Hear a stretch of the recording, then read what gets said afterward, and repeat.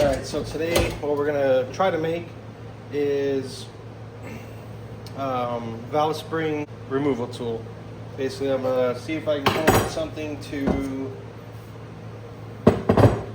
bolt onto the head while it's still in the car. This would come up on each side of these will be here. It'll come up. There'll be a bar up here. Can you see that? And then there'll be a handle with a little rod that'll push down on the valve spring, take the retainers out, and be able to pull it out. So I'm gonna first start out by taking the caps off. So essentially, we're gonna get something kind of like that on both sides. Yeah, let's cut some metal.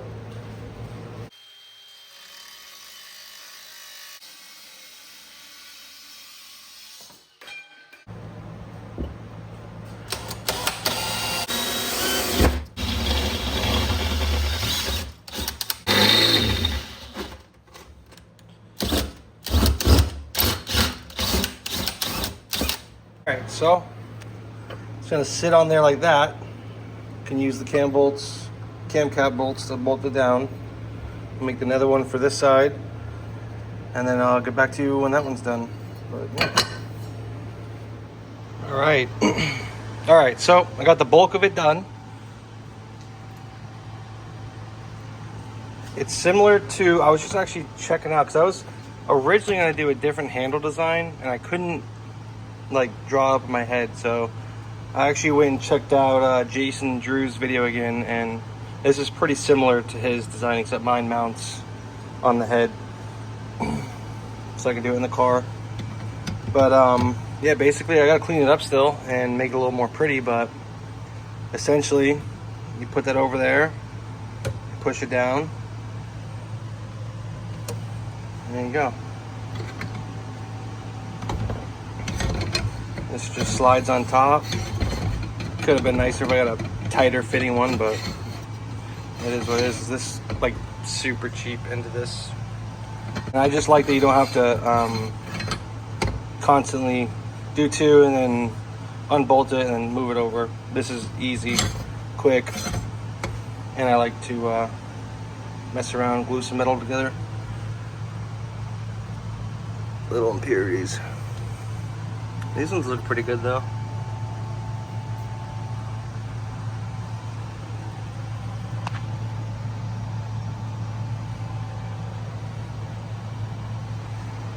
Alright, I'm gonna clean it up and I'll show you guys what it looks like at the end. Here.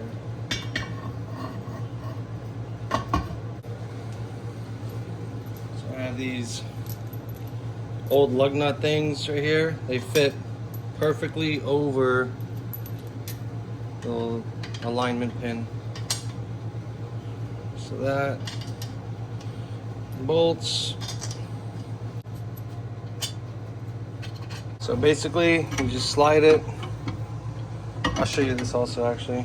This is a washer that I welded on, ground it down.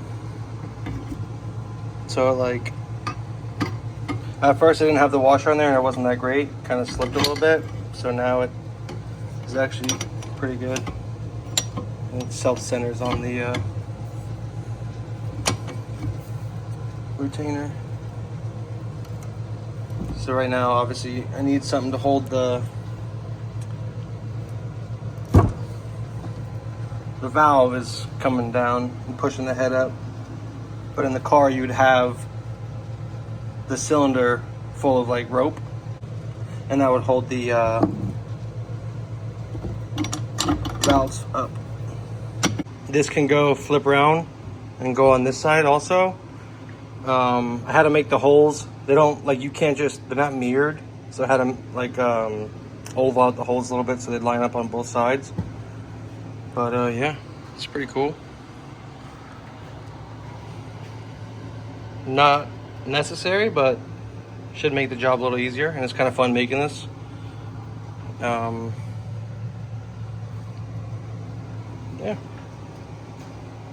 pretty much all scrap stuff I had laying around. Whatever I'm ready to do them in the car, I have the tool.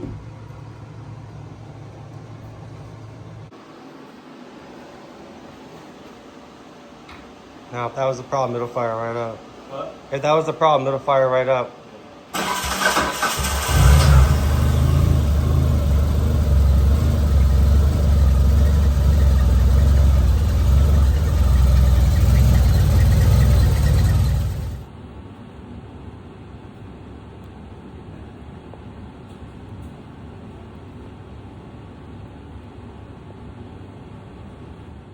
All right, so before we go ahead and start the valve seals, we're gonna go ahead and do a leak down test. So, just got the Harbor Freight Maddox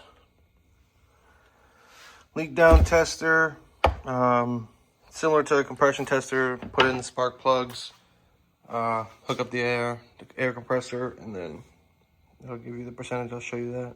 Just a update, the dipstick has not popped out once since I added those O-rings. I solved this oil leak. That's nice. Everything else should be coming soon. I got the valve seal removal tool. These are all the AN lines. I got some extra spark plugs and bungs. New valve cover gasket.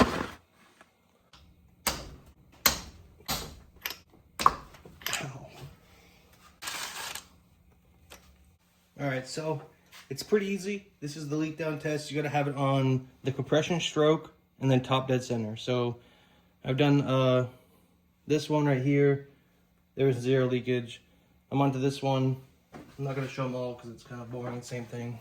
But basically, once you get the compression stroke and top dead center, then you can plug this up. On this one, crank it up. 70 psi.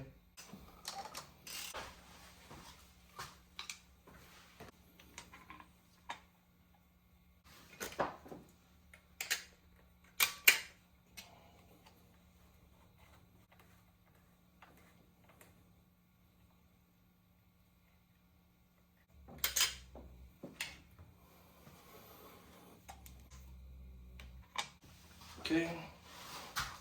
So this is on its compression stroke. Basically, I'm just feeling the pressure that builds up in this. I put this on there. As I'm turning, I have my thumb over it. When I start feeling the build pressure, I know it's on the compression stroke.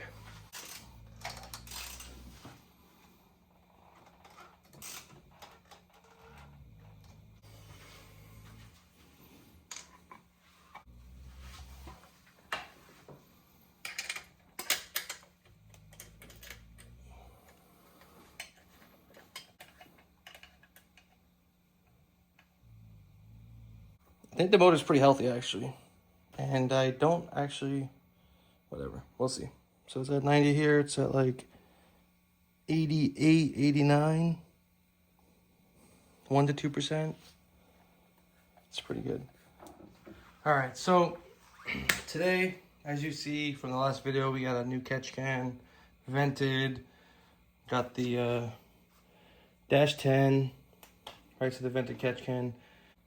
I've been having this smoking problem where on deceleration really is when it happens. It's basically like when I'm coming to a stop at a red light or just deceleration in general, but it's not all the time. It doesn't happen every single time. There's not like a consistent. I'm gonna take off the exhaust manifold. I've been thinking the valve seals are bad, but the intake, I don't know, we'll see.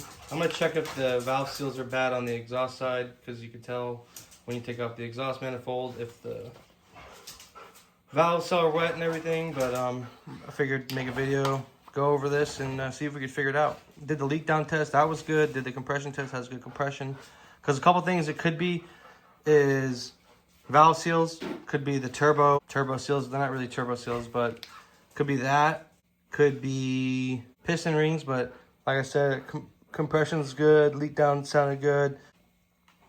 Some people say it could be the oil control rings, but then again, my opposition to that is I feel like it would be more constant of a smoke. If they're actually worn out piston rings, it'd be more constant. It wouldn't be only every so often and on a deceleration.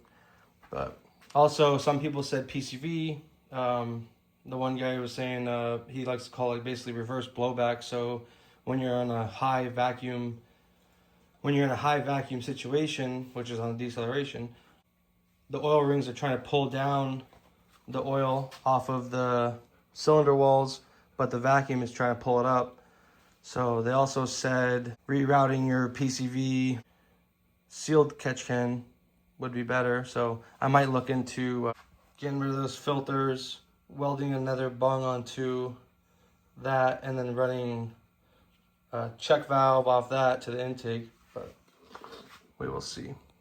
We'll get this exhaust manifold off, see what we see.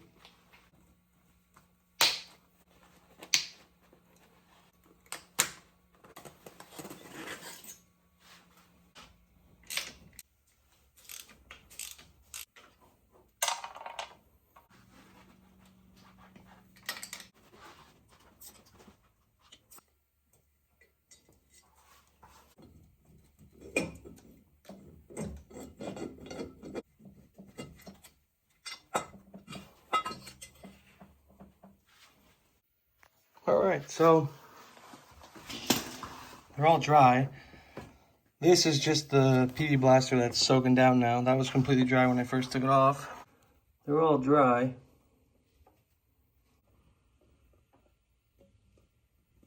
So that would mean it's either in the turbo, so it could take off. I don't really want to take off the downpipe. I mean, to see the turbo exit, exhaust side right there. Could be intake valve seals, I guess. Well, figured my next step is to check the downpipe for oil. So I'm going to pop that off, see what that looks like. Should be fine. I took the bumper off. Easier access. Here we go. All right, guys. I can't really see, so put the camera up there and hopefully I can see. All right, so finally after fighting with the T-clamp over here, got that one off also. All right, so it's kind of good news because I was hoping the turbo was fine, and seeing no oil on the exhaust or intake leads me to believe it's fine. The only other things I could think of would be intake valve seals, or three things it could be. It could be the intake valve seals, could be the piston ring oil scrapers, or the fact that we're running a vented catch can doesn't let the oil scrapers scrape all the oil and it pulls them into combustion. Not sure. I'm leaning towards intake valve seals. I don't know, because it also doesn't do all the same symptoms that valve seals do. The smoke at cold start, blah, blah, blah. It only happens on deceleration. Figure it out. At least it's not the turbo. All right, so I don't remember the last clip I did, but took off the front intercooler. I've always not liked the ETS. Somebody sloppily painted that black on there with the stencil, and they didn't do it centered, and it looked like shit.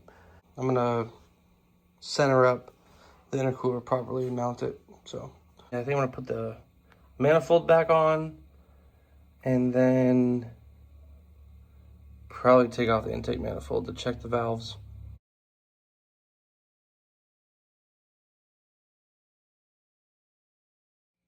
All right, so today's the day. I'm just gonna do it. We're gonna do the valve seals. Not 100% sure if they're bad or not, but we got the new ones here. We got the tools. We got everything ready to do it. So figured we just do it because I'm not sure what else is causing the smoke. So first thing we're gonna work on is getting the driver's side tire removed, and then getting the timing belt and all the accessory belts removed. Gotta remove the engine mount, jack up the engine, take the weight off, and then and then remove the mount. And then we can open the valve cover and start getting into it. All right, so motor is at top dead center on the first cylinder. Timing marks are lined up. I got the STM cam gear tool, and then I also have the STM tensioner pulley tool. So you could definitely do without them. As you've seen in my previous videos, if you've been watching for a long time, I used a custom tool. As you can see, I need a new axle boot. Probably just get a whole new axle, but yeah.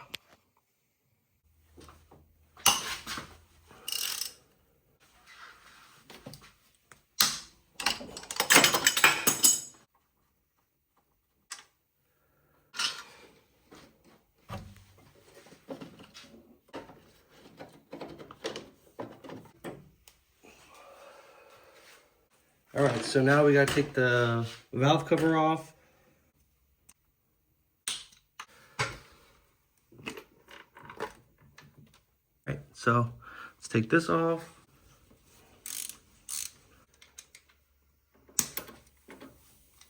All right, so the bolt here is a 12.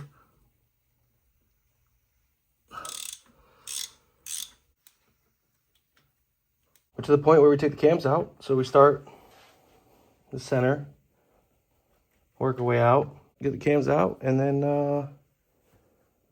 we're close to taking the valve springs off.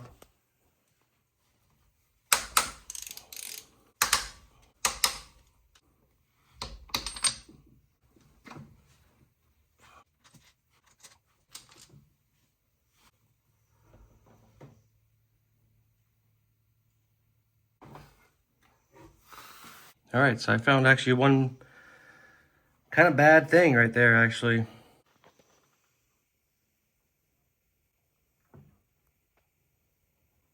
It's not good. All right, so I got all the stuff over here.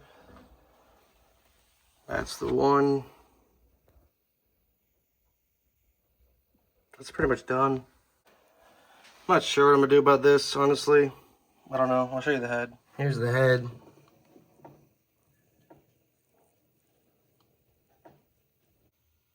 I don't know. I'm gonna think about it and go from there. All right, so I come up with a plan. We are gonna take the head out. I bought a new used HKS 272 cam for the intake. I sold the other one already. It's basically a wash straight. We're gonna drain the coolant, the water, start getting this head off. Super fun. So pretty much have everything disconnected. The only thing that's not disconnected is the vacuum ports underneath the manifold.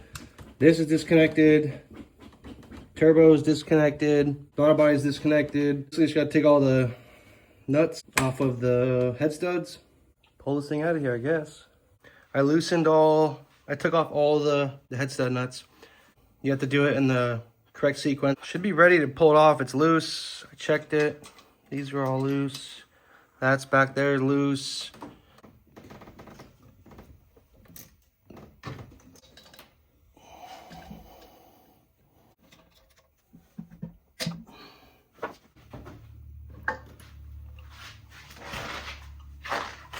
While I have the intake out and the head off, it'll be easy to do the 3G brake master at least. So I'm gonna take off the intake valves first. I got the head bolted to the workbench. Down. Putting these in there. Push it down. Sweet.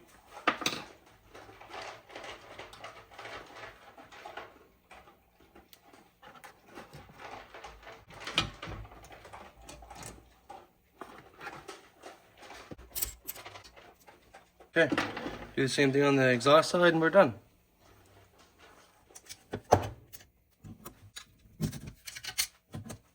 All right, so gonna have a lot going on over here.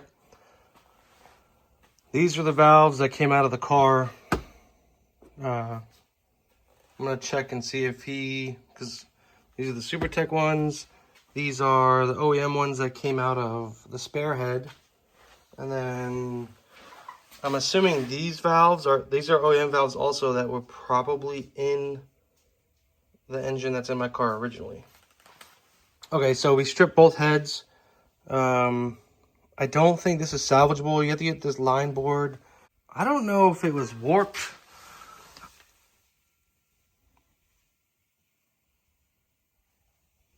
I don't know. It's nothing I can tell with but like this was the bad one, and this kind of has a little bit, and this kind of has a little bit, and then this kind of has a little bit.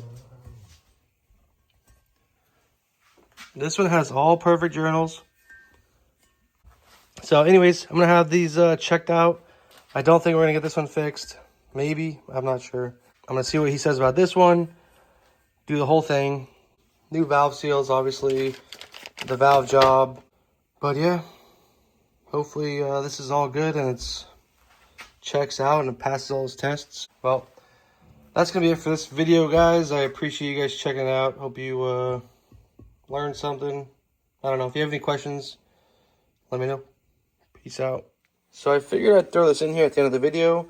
Today we actually went and dropped off my spare head at the machine shop, and the guy was super cool. I brought both heads just to show him what happened, yada yada. So then I put all the cam caps back on both heads before I got there, and then so when I got there and I wanted to show him the damaged cam journal, he pulled the cap and he's like, "Oh, it's interesting. Usually it ruins both sides." And I said, "No, the cam cap was ruined." And I was really confused. So I was like, "Oh, maybe I switched them." No. So then I was super confused. Then I was like, wait. I said, I know it was damaged. I took a picture. I found the picture, showed him, and then we just had to check the exhaust ones. So the cause was, and then I went back on video also to double check, and you can see it. I'll put a clip real quick. So you can clearly see that they had the cam caps swapped. And if you don't know, these cam caps are specific. So they're numbered. Each one of them is numbered, and they have to go in this spot. This one can't go here. You can't swap them. They have to go there because that's how they're line board when they're machined. So basically, and that also explains why it has the weird wear marks, because they're just different. So it wasn't an oiling issue. It wasn't stuff in the oil. Wasn't ports clogged. It was just the dummy who rebuilt this head last put the cam caps on the wrong side. At least I have a conclusion and I know what happened. Hopefully I have the car back together, and hopefully the next week or two, and back on the road. That'd be cool. So here she is. I'm putting the wastegate back on right now because I don't need it off, but the 3G booster will be in here soon. And yeah, so I appreciate you guys watching, and I'll see you guys in the next one. Peace out.